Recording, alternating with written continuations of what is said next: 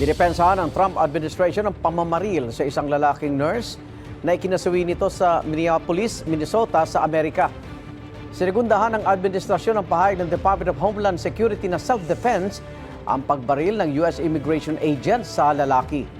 Ayon sa White House, resulta ito ng paglaban umano ng Democrat leader sa Minnesota sa pagpapadala roon ni U.S. President Donald Trump ng libu-libong federal agents bilang bahagi ng operasyon kontra illegal immigrants. Nauna ng kinwestiyon ng state government ng Minnesota at ilang residente ang anggulong self-defense dahil cellphone daw at hindi baril ang hawak ng lalaking binaril. Nagkausap naman sina Trump at Minnesota Governor Tim Walz kaugnay sa insidente. Posible raw bawasan ni Trump ang bilang ng immigration agents sa Minnesota. Igan, mauna ka sa mga balita, mag-subscribe na sa GMA Integrated News sa YouTube para sa iba't ibang ulat sa ating bansa.